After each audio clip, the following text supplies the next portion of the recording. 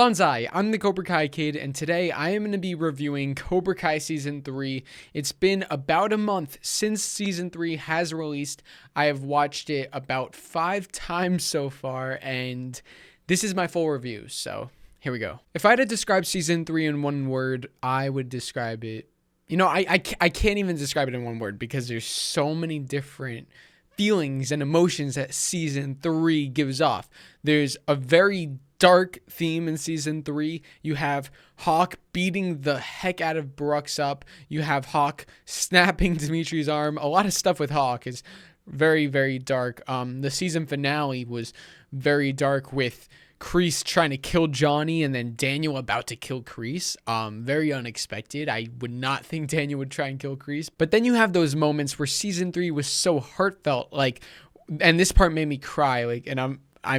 I'm just gonna say it because I'm a fan. I'll admit when I cry, when I get emotional, and the part that did make me literally have tears coming down my eyes, where I was literally crying, was when Comico returned. We knew she was going to come back from the trailer. It wasn't a surprise to see her, but the way they did it with having her perform and Daniel hearing the music and then turning around and seeing her, and then she turns around and reveals herself, I thought it was really, really well done. And the music when she turns around and then they cut to the flashbacks of Daniel and Comico running around in Okinawa from Karate Kid 2 as little kids was so great. It was so cute to see the two of them, and then they reunite, and the music, the Return to Okinawa theme. This is actually a new theme that composer Zach Robinson and Leo Berenberg created for Okinawa. It's the Okinawa theme, and really, really beautiful.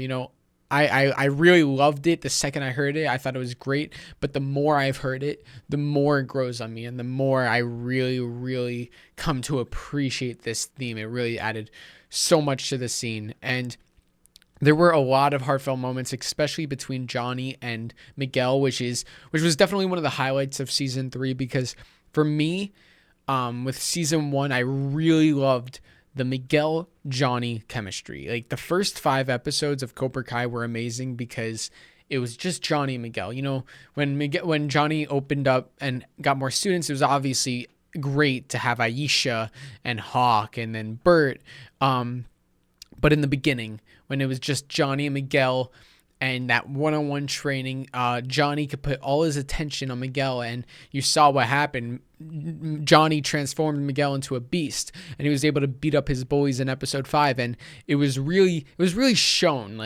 There's some movies or shows where they kind of just say oh, this guy trained, this guy worked hard for this, and then he got this, and then you see it happen, and it's oh, cool, but there's no real build up to it, and you don't feel that great about it. But with Cobra Kai Season 1, with Johnny and Miguel, when Miguel's training, you're seeing him train, and you're seeing Johnny train him. So when he beats up the bullies in episode 5, it's not just Miguel's just beating up the bullies. That's the writing's just making him win. No, you know why he won, because you saw Johnny teach him the exact moves that he uses to beat up the bullies. So it's poetry. And in Season 3, I knew that when we had Miguel in a coma, obviously he was going to be out of commission, not able to walk, and he was going to need assistance. And I knew Johnny would be there for him. And obviously Miguel's not joining a dojo. So we're going to have just Johnny and Miguel. We're going back to that Season 1 feel of Johnny training Miguel. And Johnny was training Miguel, helping him to walk again. And I thought that was the best stuff of the season, was Johnny motivating the Miguel. And I loved how Johnny was using such these unorthodox ways of training him in order to train him. When Johnny was he had the fishing rod and the magazine of Sports Illustrated or something. It's just creative ways like that Johnny comes up with, and you just have him and Miguel. One of the most powerful scenes of Season 3, and this is before Johnny and Miguel were training together. And I'm glad that they did this, and I wasn't expecting this, but it was really, really emotional. This made me cry. This was another one that made me cry. A lot of stuff made me cry. This was one, and I still get tears whenever I see it, and I get the goosebumps. It was in season 3, episode 2, when Johnny visits Miguel. Like, Miguel sees him when he's awake for the first time. When Miguel's awake for the first time and sees Johnny, and then Miguel's like in tears and like asks Johnny like sincerely, like, why did this happen to me? I did everything you taught me. Like, you said to show mercy. Like, I've listened to you. Like, you told me to listen to you. You told me to give you a chance. And look what you did to me. And Johnny doesn't have an answer for like, why did this happen to me? And then Miguel says, look at me. Like, first time he ever screamed at Johnny. Never, ever, ever before did he scream at Johnny. That was the first time. Even when Miguel found out that ROBBY was Johnny's son, he didn't scream or anything. He didn't get mad. He was more hurt. And we see in season 3, episode 2 here, Miguel's hurt, but he's angry. And Xolo, if I had a hat right now, I would take it off to you, man. Xolo Maridueña, amazing. In season 1 and season 2, he was great. Like, the way he portrays this character, it's effortless. He doesn't try. Like, it just like flows off the tongue and the lines. Like, he's able to deliver these lines in such an effortless way and really, really portray that character in such a beautiful way. And it makes you connect with him. Like, I'm a huge Miguel fan. He's my favorite character, and I know a lot of people are, because of Xolo's performance, because of how Xolo portrays the character. Miguel is a very nice, innocent kid. And even when he becomes badass and cool, he's still that nice and innocent kid. In season 3, I said this before season 3 came out, before we got a trailer, before anything. Miguel's in a coma. It's not going to be easy. And we never saw any emotion from him in season 1 and 2 in terms of like crying or getting real angry. Or, I mean, we have seen him get angry, but not like angry, like, oh, I'm going to beat up ROBBY. I'm talking angry because he's in pain, like emotionally. And in season 3, I'm like, this dude's in a coma. He might not walk again. He needs to be in pain. I need to see him cry. I need to see him in like, and Xolo. Well, the writers, first off, wrote his character brilliant. Like, they couldn't have done this was the best job that they did with Miguel's character. It was amazing. The transformation, even when he joins Eagle Fang and he was trying to kick that frisbee and he couldn't do it, I liked how he was like yelling, no, like, don't help me up. Like, he doesn't want help. Like, he wants to be able to prove that he could do it and that he doesn't need help. He doesn't want to believe that he's disabled. He doesn't want to believe that he can't walk or do karate again. So he's saying, don't help me up, don't do it. Like, I got it. He's in pain. And one scene that was really powerful was in season 3, episode 2, it was when he found out, when he saw Carmen talking to the doctor, and you saw Carmen like crying. And Miguel couldn't hear what they were saying, but like he knew. He was like in shock. He was like, what is this doctor telling my mom that could make her cry this much? And then he looked at his legs, and Xolo's like face, like his acting was like, it's like what? Like, Mom, why are you crying? He obviously knew it was about him. So really, really good stuff there. Now, there's another character I want to talk about, and this is going to obviously lead to discussion about specific scenes, and that is Kreese.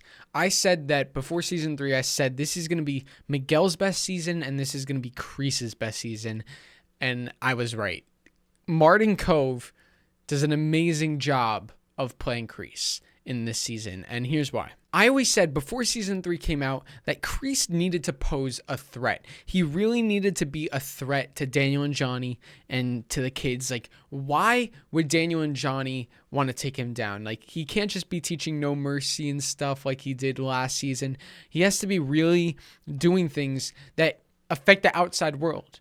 And that's what he's done with his students, influencing them to break Demetri's arm, and to just like bully the Miyagi-Dos, steal money from Nate and from Miguel's fundraiser from the car wash. Obviously Kreese didn't tell them to do these things, but he's influencing them, and he'll find about these things, and he doesn't do anything to stop it. So it's to see Martin Kove take on this role of Kreese, and to see that Kreese did pose this threat. It just worked beautifully, and it made sense as for why Daniel and Johnny needed to take him down, as we saw at the end of the season, which we're gonna get into. That part was freaking unbelievable. Let's just get into that now. Daniel and Johnny team up. What? Like, that's insane. And the way they do it within the air, playing in the air tonight. And then you have Kreese. Oh my, we're calling Silver away. We're a little too all over the place. Let's go back to Kreese. Then we'll get to the finale. Martin Kove plays a terrific job as Kreese because he's terrifying. Like, when he beats up Armand's, who are they? Like, his brothers or his security? I think maybe he was, I'm not sure. But he beats them up, and when he does, like, he releases a snake and LaRusso auto. Like the fact that that's done is like nuts, and it's epic, and it just shows how threatening he is. And it's like, even though Martin Kove I think is in his 70s, this guy is as youthful as anyone, and he can still play this insane madman. And I'm just very excited for also Terry Silver to return in season 4 and join him. As we saw in the finale, Kreese called Terry Silver up, which I did not think that was Terry Silver. I thought it was Ponytail, just like everybody else. I thought that was Ponytail. And then when they showed Ponytail get shot, and then you had the sergeant actually say like shut up, Silver. I actually didn't catch that. So I was like, at first I knew that it wasn't Ponytail because he got shot, but I didn't catch that Twig was Silver because I just, when I was watching it for the first time, I didn't hear him say Silver. I just heard him like say, shut your mouth. Like, I wasn't really like, I missed it the first time. So it wasn't until he said, I owe you, man, that I was like, oh shoot, that's Terry Silver. So I know a lot of people caught that, because he said Silver in episode 6, I think it was, but I actually didn't catch that. I didn't hear him say it. I don't know how, but I just didn't hear it. So I kind of like that better in a way, because it wasn't until the finale where I was like, when he said, I owe you, man, I'm like, that's Terry Silver. Like, so I'm happy that I missed that. And with Terry Silver returning in season 4, I made a video on that. I'll continue to make videos on that. It's going to be epic to see him team up with Kreese, just like Karate Kid 3. See them at the All Valley tournament, just like Karate Kid 3. Maybe have You're the Best Around playing. It's going to be great. And that Daniel and Johnny team up was amazing. Like, the setup there was perfect.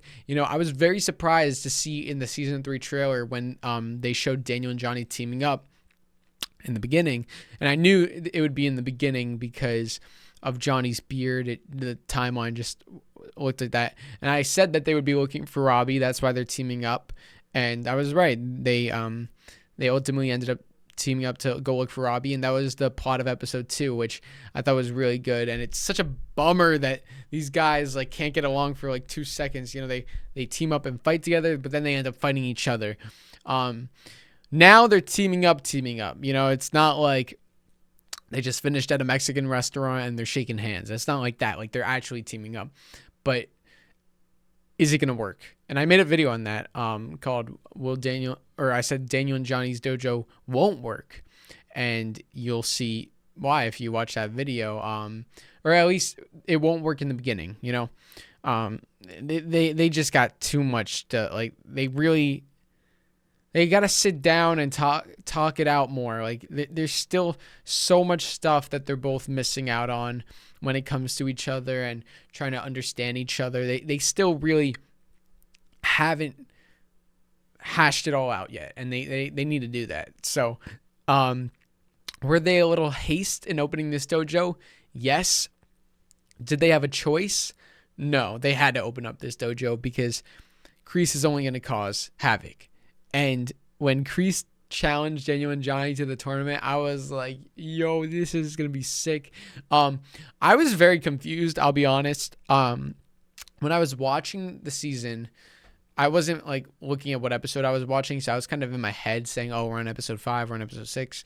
The best feeling, I was on episode 1, and I'm like I'm good with this. Like this is amazing on its own. Like you don't even have to show me more, but like the fact that I did get to see more, and like not just more, like 9 episodes more, was crazy. It's like I would be on episode 4. I'm like, thank God. Like, this is only episode 4. Thank God we got so much more left to go. Then you get to episode 10, and it's like, oh, come on, man. Like, after this, you're going to have to wait a whole nother year. But I was confused because, they were talking about the tournament, saving the tournament in episode 8. So I was led to believe that episode 10 was going to be the tournament. So that's why when we actually got to episode 10 and there was no tournament, I was very confused. I was like, wait, am I on episode 9? So it kind of threw me off a bit. I kind of wish that I knew for sure that it was episode 10. I think I had it in the back of my mind, but I wasn't 100% sure. I would say like 80% sure, which is not that sure. I mean, it is sure, but you still have that 20% that's really not sure if this is the last episode. And it kind of sucks because I was like, No, I mean, it was epic, but I thought there was going to be another episode that was going to be even more epic. So it kind of you know what I mean? But then when it got to the point where I forgot what point it was. I think when Johnny went to the Cobra Kai dojo to fight Kreese, and I think I knew it was episode 10 then, or I'm not really sure honestly, but I was a little confused. It was also 8 a.m. because I started watching at 3 a.m. and then by the time I finished, it was around 8 a.m. So I think I was a little delirious too, but no, it was really good. And season 4, this season was the perfect setup for what season 4 is to come. And Allie, everything with Allie was amazing. All the Allie stuff was brilliant. Her character was written so well. They couldn't have written her character any better. She was the balance that Daniel and Johnny needed. Daniel and Johnny needed her to come back. They were she was closure. They needed closure on that story, and they did. Johnny found closure with her, and he even said, I needed this, and it's obviously he did, because he's been thinking about her all these years. Even with Carmen, he's still thinking about her. But now that he's seen her, now that they figured things out, they're friends, they saw each other, now he's good to move on with his life, which I thought was very powerful. And even though Daniel has already moved on with his life, Allie was a big part of his life. So I think seeing her was definitely very big for him. And I'm just realizing he saw 2 girlfriends in one season, so in Comico and Allie. So that was cool. And with Comico, the letters, the Mr. Miyagi's letters, reading those letters was very, very, very inspiring. Very sweet to see that side of Miyagi, saying how Daniel-san's a son to me and his family. I feel like Samantha's grandfather. That was beautiful. And everything with Chosen, man. Chosen was brilliant. Chosen was brilliant. He really came full circle. I like how they had that exposition of Chosen saying he wanted to die after the fight because he felt great shame. It makes a lot of sense. Chosen was a man of honor, and when he lost the fight with Daniel, he felt like he lost all that honor, and I'm sure he did want to die, because when Daniel said live or die, man, he said die. He wanted to die. If he was gonna lose, there was no losing for him. So if he did lose, just kill me. That's what he's saying. And Sato, I like how Sato gave him another chance, and it's believable because Chosen loves Sato, and the only reason Chosen did this is because Sato said I'm dead to you. Or Sato said that about Chosen, that Chosen was dead to Sato. So, but then I'm sure they talked it out somehow. they talked it out. And I like how Chosen has been picking his life up in the past 30 plus years. There is one thing that I wish we would have seen, and that is more between Comico and Chosen, because even though they knew we know that they knew each other 30 years later, they were on good terms. The only time they really talked to each other was when Comico was like, can you give Daniel-san a tour? And he was like, yeah, like that was it. So I would have liked to see more interaction between Chosen and Comico, especially, after Chosen held a knife up to her. I feel like that would have just been nice to see, like just at least like one more scene between them. But at the same time, I like how it was a lot focused on the rekindling of Daniel and Chosen. That bow at the end when they bow to each other, the beautiful background. It's very powerful when they bow to each other. It's because if you look at Karate Kid Part 2, these characters, like Chosen was trying to kill Daniel, and now all these years later, you have Chosen and Daniel bowing to each other. It's just beautiful. Full circle. You would never think it would happen if you watched Karate Kid Part 2, but the way they effortlessly bring back these characters and conclude their stories. I always said the point of Cobra Kai, the point of this show is to wrap up all these arcs and to leave it on a happy ending. Here's what I mean. Like, they would never bring this franchise back if they didn't know how they were going to end these characters. And if they knew, and if there is any chance of them ending their characters worse off than they were before. For example, Daniel Russo won the All Valley in Karate Kid 1. He beat Chosen in Karate Kid 2. He beat Mike Barnes in Karate Kid 3. Like, he has the perfect ending, and like he'll grow up and be successful, or I don't know, you grow up and he'll be happy because we end the movie with him happy, or However, we have Cobra Kai, which brings him back and then introduces we see him happy, but then there's pain brought in his life, and he obviously goes through a lot of tough stuff. And what's the point of this? Is it are they gonna now ruin his happy ending from Karate Kid? No. They're going to give him a better ending. They're going to give him an ending that's satisfying, not to just the story of Karate Kid and Cobra Kai, but his story in his life. Johnny's the perfect example, in Karate Kid, got kicked in the face and that's it. But Cobra Kai, they're not just bringing him back to end the whole series with him getting another kick in the face. They're going to end it where his whole story is complete and he's happy and it's a happy ending. This show is about hope, and that's what they're gonna do. And even though Tommy died in Cobra Kai, he went out with the time of his life, being with his friends again, being with Johnny, Bobby, Dutch, Jimmy, or I'm not, my bad, Dutch wasn't there. I wish Dutch was there, but being with those guys again, getting the time of his life. And you saw a different side of Tommy, not that bully from Karate Kid. You saw, the nice Tommy who gave the advice to Johnny to move on with his life. You're the champ.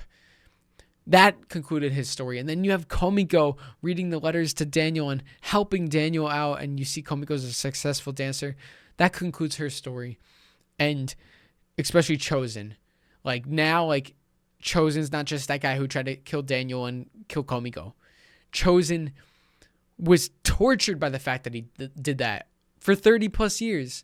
But Daniel comes back to Okinawa and he gets closure. Chosen gets closure with Daniel and with himself. I don't have to worry about this anymore. I don't have to worry about what I did in the past because Daniel forgives me. Chosen's story ends. And it ends it in a way that's better than it would have been if if Karate Kid wouldn't have happened, So the fact that they brought this whole story of Cobra Kai to life, they're not just bringing these characters back to give them a mediocre ending. they're like gonna make these they're gonna make you think by the end of the series, thank God for this show. Thank God we have Cobra Kai, because we needed this ending. We needed our characters to experience this happiness and this happy ending. Yeah, that's my spiel on it. I got a little off topic from season 3, but yeah, I mean, that's just what the show is about. Now back to season 3. Is season 3 the best season? Let's just go right there. Is season 3 the best season of Cobra Kai?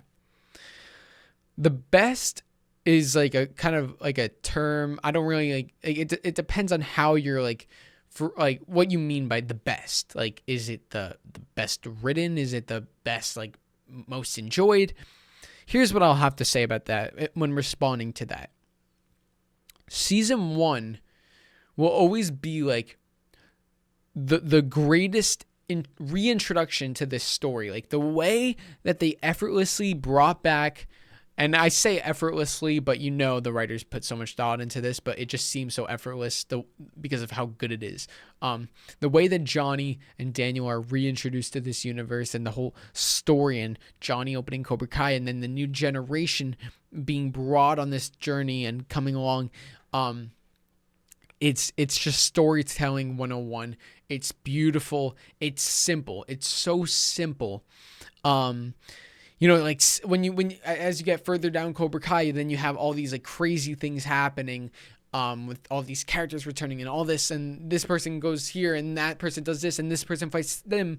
Season 1 was nice and simple, but it was a good simple. It was a heartfelt simple. It was like a home simple. It felt like anybody could be in that story because of how simple it was and because of how relatable it was. So season 1 will always be that for me. Season 3, however, in terms of emotion, action, being invested and like just enjoying the hell out of it, was the best season. And I literally, like, in season 1, there were emotional moments, but not too many, because you weren't familiar with the characters yet. It wasn't until like later on in season 1 where they introduced emotional moments. But even then, it didn't compare to season 3. And the reason why is because you needed to connect to these characters. If you had Miguel like break his back in episode 2 of season 1, nobody's going to care. I mean, I would have cared because Miguel's my favorite character. He was since day 1, but sure, you're going to care because you know, if he breaks his back, you're going to feel bad for him, but you wouldn't be as emotionally invested as you were by the end of season 2 of him breaking his back, because you had 2 seasons to grow with this character. So then when you get to season 3 and you're familiar with these characters and you are invested in these characters and you love these characters, you care for them, when they pull stuff like that, where they put Miguel in a coma and where ROBBY joins Cobra Kai, and when, I don't know, but like when they do stuff like that, like when Demetri's arm gets broken, when Sam has her PTSD when like she's fighting Tory, you care. When Daniel's like reading the letters from Miyagi, you care because you're invested and you had the 3 seasons to get invested. So that's why season 3, like, you're already invested. So that's why when they bring that emotion level and they bring the adventure and the suspense and the drama, you're more connected to these characters. And season 3 was very, no pun intended, balanced in giving time to all the characters, which I liked. I thought every character had a great arc. Every character probably had the best like arc of the series. And ROBBY definitely had a great arc, you know, with Daniel turning him into jail, Johnny like being there for Miguel instead of him, Sam being with Miguel instead of him. Everyone was against ROBBY and ROBBY felt alone until Kreese came in.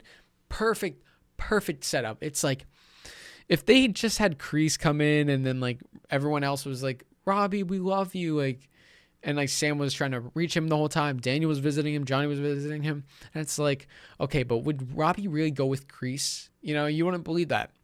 But the fact that like everyone screwed Robbie over. Everybody, like when you look at that finale with everyone standing outside the Cobra Kai dojo, Robbie with Kreese, and then you have Sam, Miguel, Daniel, Johnny. Each one of those people, Sam, Miguel, Daniel, Johnny, were crap to Robbie. Sam was cheating on him with Miguel. Daniel turned him into jail and, like, you know, pretty much taught him everything, and that's what led him to the situation. Johnny, his own father, cared more about Miguel, and Miguel took Robbie's father and took his girlfriend. So Robbie's going to hate all these people, but the one person that hasn't screwed him over, at least not yet, is Kreese. The one person who's been there for him, because you can't deny that. You can't deny that Kreese gave him the advice to strike first, that Kreese visited him in jail, something Johnny didn't do, even though Johnny did visit him at the community service, like the soup kitchen. Kreese visited Johnny in jail, or Robbie in jail, and wasn't late, or didn't not show up like Johnny did. Kreese actually showed up, gave him a place to stay, taught him karate, made him feel at home. And that's why you have Robbie with Kreese at the end. And it's so powerful when you see Robbie turn around and he's in that Cobra Kai gi. It's like Robbie's brainwashed. You can see it on his face. You can see he's brainwashed by Kreese, and it's like crazy. It's a crazy moment because Robbie was so like set on like, I don't need another sensei. But then Kreese got to him, and it's just nuts. All right, now let's talk about one of the best things from season 3, and that is Eagle Fang Karate, which I'm still waiting on my merch. That Eagle Fang was amazing. It was the funniest thing, like the fact that Johnny came up with that name, and I like how Mitch is like, eagles don't have fangs, which, speaking of Mitch is like the most improved character on season 3, and I'm gonna make a video on that. It just his transformation. I didn't really care too much for his character in season 2. I thought it was funny, I thought it was good, but in season 3 I really thought like I don't know what they did with him. Like, there wasn't too much with him, but like what they did with him, like he had an arc. He did have an arc, and I really, really liked that arc, and I thought he was really, really good when I came out of season 3. So definitely like the most improved character for me, at least. So with Eagle Fang, I thought it was really hilarious, and when Kreese confronts Johnny at Eagle Fang, that was the most badass thing in the world. The way Kreese walks in with the sunglasses, pulls the sunglasses down like, this is your last chance, Johnny. There's not going to be another chance. And then Johnny's like, good. And then you have Awake the Snake by Zach and Leo, the theme playing, and it's epic. Like, I loved how they used Awake the Snake this season, and Kreese puts on the sunglasses, and like he's like, you're going to regret this. And then puts on the sunglasses and walks away. It's so badass, man. Like, Kreese just puts on his sunglasses right in Johnny's face. It was so cool. The music was amazing. And not to mention Duel of the Snakes from the finale, like that whole operatic piece. I will definitely be making videos on the music, like ranking the music from season 3. There's too many videos to make. I just wanted to get all my thoughts out here. You'll probably see these topics that I've explained split up into multiple videos, because I can go on about these individual topics for so long. And yeah, so overall, that was my review for season 3. I could keep going forever pretty much, but I don't know if my camera has enough data for that, so I'm gonna end it now. Thank you guys for watching. Overall, season 3 was just amazing. It was freaking kick ass, and I loved it, and I'm glad that they released it on New Year's. And yeah, that was just a very nice surprise. So thank you for watching. Hit that subscribe button if you have not already. As you can probably tell, I'm a huge fan of the show, so a lot of fun content coming. I'm a fan just like you guys, and I love to create good content that I as a fan would enjoy, and that I think you guys will enjoy too. So make sure to hit that subscribe button and turn on all notifications so you don't miss a video. Hit that like button if you enjoyed this review, and let me know your thoughts about season 3. What did you think? What's your review? Drop it in the comment section below. I want to hear what you guys have to think. And until then, remember, Cobra Kai never dies.